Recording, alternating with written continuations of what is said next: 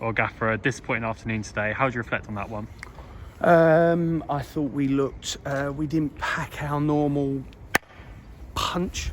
We lacked that real sort of forward force and forward thinking energy.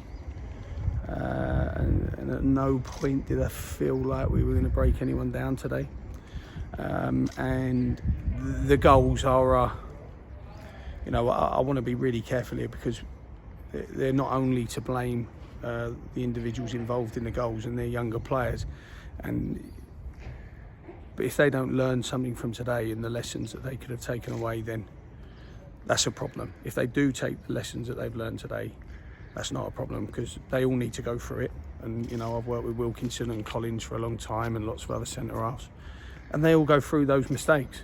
But when you don't deal with 2 direct balls into the defensive unit, and then you don't do the necessary things behind it, just in case, what if, it becomes very difficult, especially in the division. The division's a direct division, isn't it? So, do you think it's important to sort of put it into context, in the sense of games are coming ridiculously fast? And absolutely. No, I don't think that's put into context. I think that, what I said to him at half time is I felt we were waiting for something.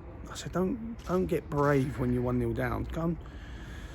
That didn't have a desired effect, as we can all, we can obviously see. And I just said to him at the end there, we've developed a habitual feeling of winning, which is great, no problem. And that makes it even more disappointing than when it becomes a habitual feeling of losing. So I think when I put it into context, we're still in great form. Today doesn't stop that. And this, I've always said in the press since the turn of the year, it feels a little bit like snakes and ladders this season. If we roll the dice right one week, we climb the ladder very quickly. And you roll the dice wrong some weeks and you slip down the snake. So obviously we've rolled the dice wrong today. But if I know the group and I know the atmosphere inside the dressing room, I'd be fairly confident that there'll be a big response. Yeah, you've got another opportunity to roll the dice on Tuesday night. The games do come very quickly now over March, which it's Saturday, Tuesday. Is it important to kind of dust ourselves down and go again? Yeah, absolutely. Absolutely. There's only one way to do it, isn't there? Listen, I choose to live my life quite positively and quite on the front foot.